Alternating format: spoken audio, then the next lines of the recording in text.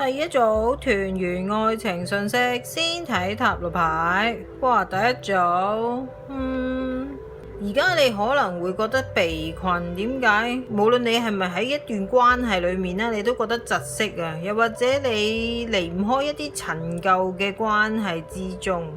你會覺得自己冇得揀嘅，但係你鬆開啲嚟睇呢，情況呢就唔係咁嘅。咁呢一個係團圓愛情訊息啦。如果你係想同你嘅愛人或者係將會同你嘅愛人喺埋一齊呢，咁你就需要做多啲嘢啦。哇！呢一度佢就話，如果你想得到更加多嘅成效呢，你就需要為咗你嘅目標而努力啊。因為呢一張牌出現呢，亦都係話你太怕做辛苦嘅工作嚟到傳達自己嘅界限，同埋為自己挺身而出啊，所以你就否定咗自己嘅可能性啊。所以為咗做出改變呢，你係必須要採取行動同埋放棄控制啊。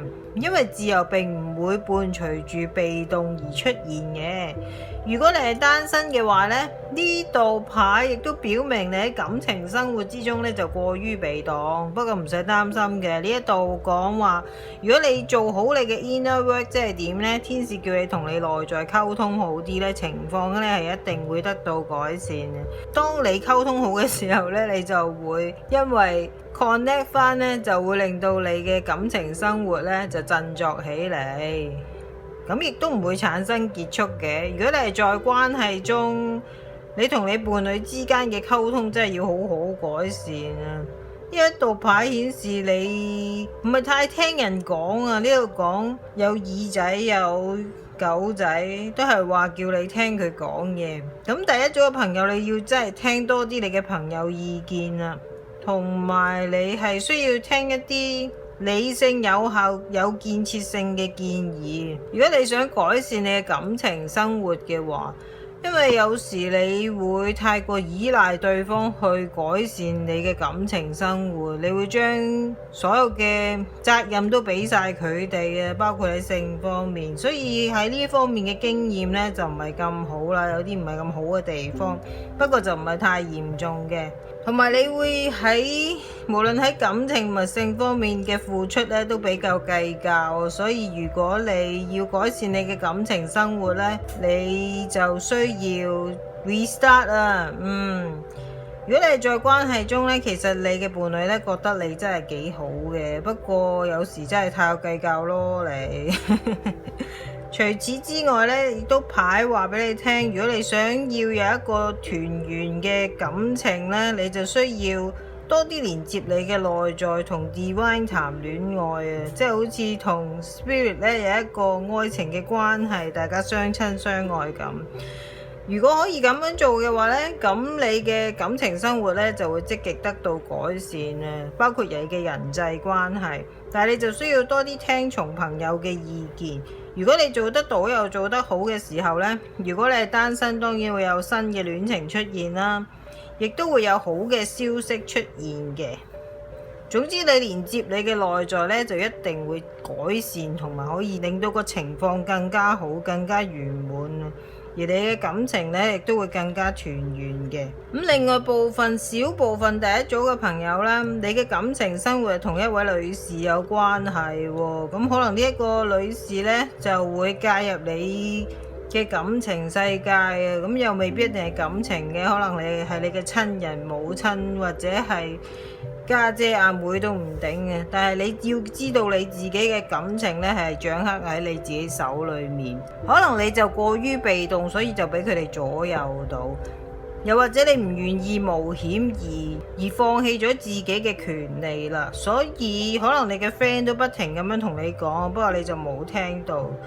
放心啦，只要你連接你嘅內在，加上你嘅朋友嘅意見，作出理性嘅選擇呢，你嘅情況係一定會得到改善嘅，係可以團圓嘅。第一組嘅朋友要聽人講啊，同埋改善你嘅內在，多啲連接你嘅內在，祈請天使幫我幫助你就 OK 嘅。講多少少單身嘅朋友啦，如果你真係好想脫單嘅話呢，係可以嘅。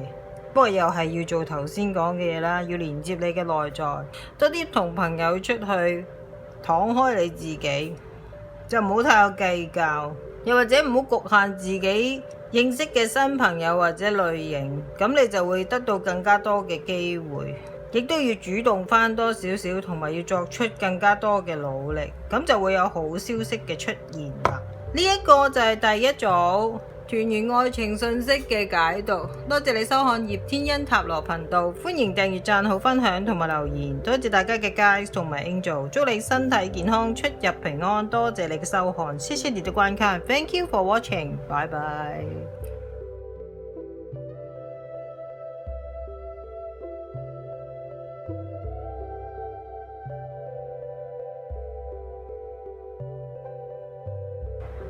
第二組團圓愛情信息，先睇塔羅牌。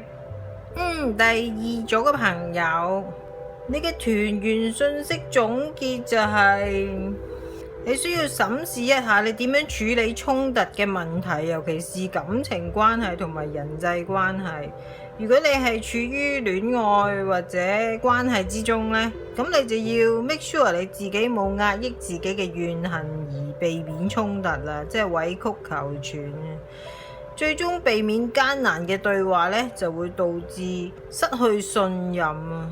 所以第二組你要記住，每個人呢都有權滿足自己嘅需求嘅。咁當然擁有需求就唔會令你覺得咁討好啦。但係如果你一直努力同伴侶誠實咁表達自己呢，係會有少少衝突嘅。不過你就會發現誤解呢就會消除。一旦實現咗誠實同埋清晰呢，咁曾經嘅爭論呢亦都會隨之而消逝。你好多 inner work 要做嘅第二組嘅朋友，可能有部分第二組嘅朋友你一直都係委曲求全啊，喺一個關係裏面。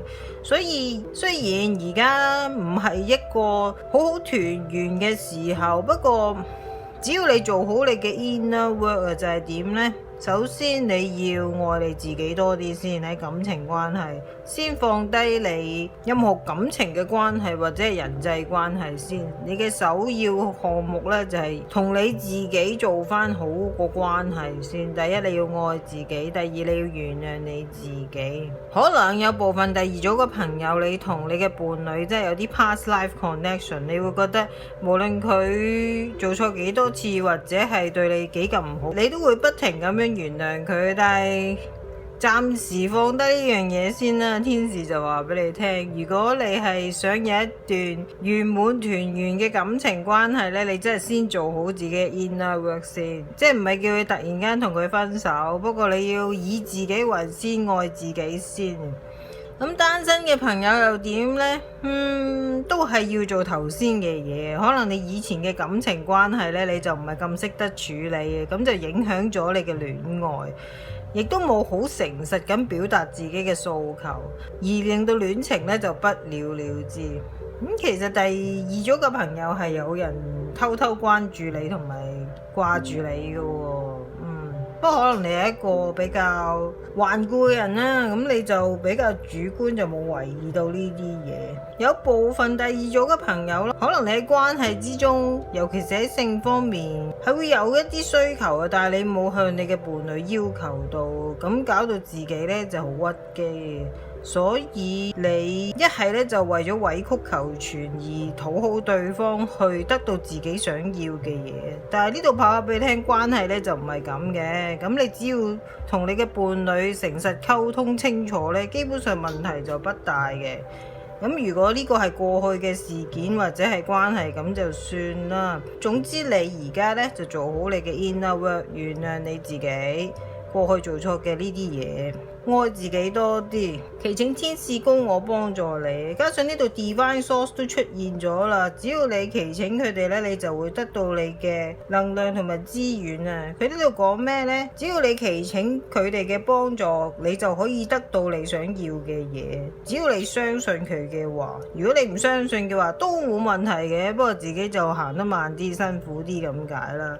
所以呢度牌亦都講話，千祈唔好降低你嘅要求同埋標準，因為內藏嘅秘密咧就會傷害到你。不過放心啦，第二組嘅朋友你係受到靈性上嘅保護嘅。當有一啲負面嘅能量侵害你嘅時候，雖然你有呢個 protection 啦，但係你都要提升你自己嘅能量，做好你嘅 inner work，咁你先至可以有圓滿團圓嘅愛情啊！俾心機第二組嘅朋友，係可能你而家係覺得自己係好屈機嘅喺任何方面，不過其實只要你稍為有翻啲彈性咧，轉一轉咧，咁就會 OK。尤其是係對你自己方面，你係可以做到啊！你要對自己好啲，唔需要為咗對方而委曲求全嘅。只要你對你嘅伴侶誠實，或者對你心儀嘅對象，或者對你而家交往中嘅對象坦誠你嘅要求呢，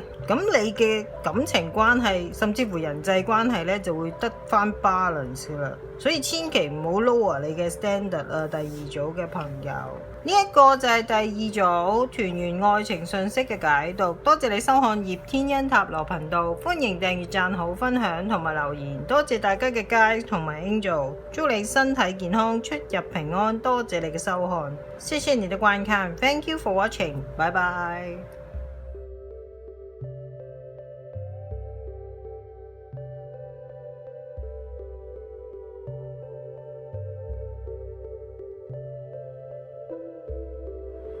第三組團圓愛情訊息，先睇塔羅牌。哇！第三組好明顯，團圓愛情訊息主題就係 balance 啦。當你好好平衡嘅時候呢，你嘅能量真係唔錯嘅，所以呢個天使就吹晒雞咁樣講，叫你唔好停止去平衡好你嘅 energy 啊！加上你又有好多天使同埋幫得到你嘅人出現呢，你真係會好好珍惜嘅。雖然呢一個係感情嘅題目啦，其實只要你祈請佢哋幫助嘅話呢，你真係無往而不利啊！喺任何方面。而喺感情生活方面呢，你都幾懂得欣賞自己嘅，不過有時就會，如果你嘅能量係唔 balance 嘅話呢，就會諗埋一邊，有時會victim埋自己，又或者係將其他人呢成為你嘅受害者啊，所以你就要注意呢一點啦。因為當你能量唔平衡嘅時候，你嘅想法呢就會進入膠着嘅狀態，令到自己受害化。不過放心啦，第三組嘅朋友，你係會有好運嘅嚟到啊，同埋會成功突破一個問題。如果你而家有感情上面嘅問題，呢度牌話俾你聽，你真係要放個小㗎。點解？因為你有啲嘢仲要清喎，係一啲深層嘅嘢嚟嘅。佢呢度講就係話咩？呢隻黑貓講，你嘅人生喺地球上面咁耐呢，但係你嘅靈魂深處啊，即係你嘅老靈魂呢，就開始要做一啲嘢，就係做啲咩？做一啲 detachment 同埋 surrender， 咁你先至可以得到你全然內心嘅平靜啊！即係你有一啲嘢呢，就係要 release 同埋要臣服嘅，所以當你能量唔平衡 victim 埋自己，或者令到其他人 victim 埋咗嘅話呢，咁你就要好好地注意啊！你要放一個小假，放低你嘅手機啊，與世隔絕一下，咁你先至可以做到同埋得翻平衡啊！第一，第二，你就可以得到更加深嘅平靜。當你得到呢樣嘢嘅時候呢，你就會更加有圓滿嘅感情生活。另外部分第三組嘅朋友，如果你真係想要圓滿嘅感情生活咧，你真係要放開些少。哇！呢兩張卡真係喺呢一副塔羅牌裏面真係着得最多衫同埋最唔暴露。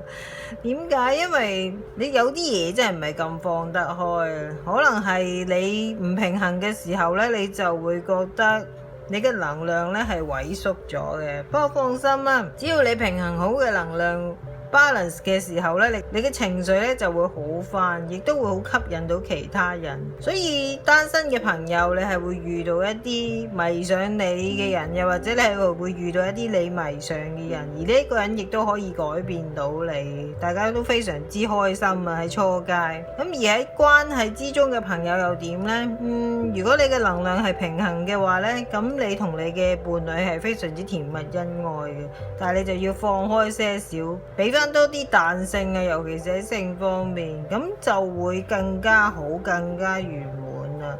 可能你同佢之間係有一啲問題存在嘅，但係呢度牌話俾你聽，你係會成功地克服到，同埋你係會有好運嘅。所以第三組你真係唔錯，因為你可以自助式地得到圓滿嘅愛情啊！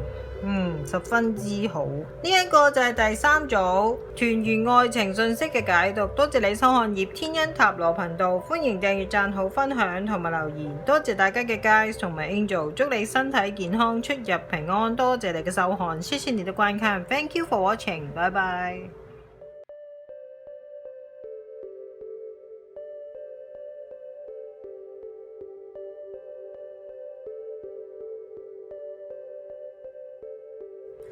第四組團圓愛情信息，先睇塔羅牌。哇！第四組太陽牌咧係一張正面嘅牌，無論佢係直立或者係倒轉。但係如果佢調轉咗嘅話咧，就意味有啲嘢咧就阻止你睇到你已經擁有美好嘅事物啦。太陽依然都係照耀住嘅，但係而家佢可能俾啲雲遮住咗。如果你係處於一段關係之中咧，而家你可能會感到無聊，覺得一切都好順利，亦都覺得你哋嘅關係係理所當然嘅。其實你有冇發覺或者了解下你同你伴侶之間日常生活同埋平凡嘅任務呢？其實你哋係可以重現你哋嘅浪漫嘅。團圓愛情信息咧就話俾你聽，喺呢幾個禮拜裏面，你咧就要做多啲 inner work， 就係點咧？你要相信你自己，做多啲 grounding， 就唔係困自己喺呢一個藍河裏面，你要 free 你自己嘅。喺 spiritual 方面，亦都要 connect to 你嘅直覺。你祈請天使高我幫助你。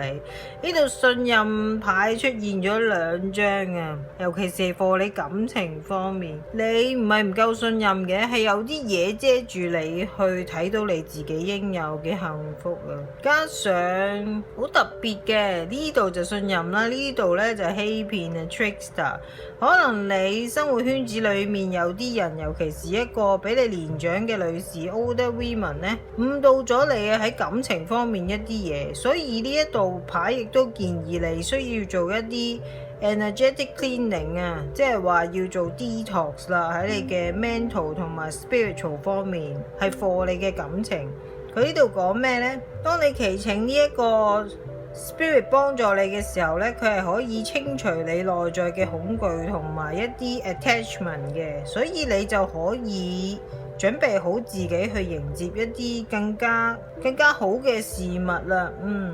咁你真係要祈請多啲天使公我 Spirit 幫助你喺呢幾個禮拜裏面，咁你就可以趕走你嘅烏雲同埋陰霾啦。咁加上呢度呢2隻牌呢，又係對住幹嘅。點解？因為呢一隻手係向下，呢一度手指指向上，就係話你係有一個問題出現嘅，喺而家或者喺不久嘅將來。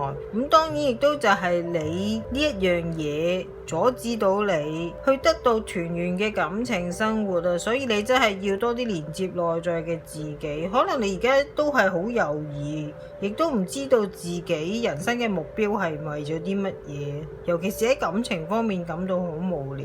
其實你而家已經係 on the right path 噶啦，只要你肯努力、肯向上爬嘅話咧，你係會得到成功嘅。唔單止喺感情嘅，唔單止喺感情，喺性方面亦都係。可能大部分揀第4組嘅朋友咧，都係在關係中感覺到，因為呢一度牌強烈就唔係質問嘅，反問你咯。究竟你當初係點樣愛上你嘅另一半呢？喺你哋嘅關係之中，你可以感激佢啲乜嘢，或者感謝大家啲咩呢？你真係要相信，你要多啲連接你自己嘅內在，而唔係覺得呢樣嘢或者呢段關係係理所當然。你係缺乏咗一種好實質嘅信任感啊！咁至於單身嘅朋友又點呢？你更加要建立鞏固嘅信任啊！點解呢一度睇到都真係唔係咁相信？所以你一直都唔放自己出去，因為你對感情方面真係冇乜信心。其實係有人對你有興趣嘅喎，不過你就唔夠膽去同佢哋 contact 咯。又或者你對感情，尤其是性方面係有特別高嘅要求，而你覺得對方未必滿足到你，但係你要多啲放開你自己，你就唔好俾自己 shake 到自己就會好啲。可能有一啲年長嘅女士長輩話俾你聽，你選擇伴侶係要咁先得嘅，咁你就會將你自己認識新對象嘅機會範圍狹窄咗，所以你而家漫無目標又就或者猶豫不決，就會成為你而家或者係你不久將來嘅問題啦。所以第四組嘅朋友，你真係要好好處理喺呢幾個禮拜裏面，建立好你內在嘅信任，多啲連接你嘅直覺，祈請天使高我幫助你。咁呢個問題咧就唔會發大，而得到你理想圓滿嘅感情關係。係有人對你有興趣嘅喎，單身嘅朋友。而在關係中嘅朋友，記住唔好覺得無聊，亦都唔好視你嘅伴侶為理所當然，要做多啲 inner work。祈請天使高我幫助你去建立更加堅固嘅信任啊！如果唔係呢，就唔單止有人 fit 到你，亦都會自己呃自己。所以第四組嘅朋友，如果你想有圓滿嘅感情生活，尤其係性生活呢，你真係要好好地連接你自己，相信你自己係可以得到嘅。呢個就係第四組圓滿愛情信息嘅解讀。多謝你收看葉天恩塔羅頻道，歡迎訂閱、讚好、分享同埋留言。多謝大家嘅 guys 同埋 angel， 祝你身體健康，出入平安。多謝你嘅收看，謝謝你的觀看，Thank you for watching，拜拜。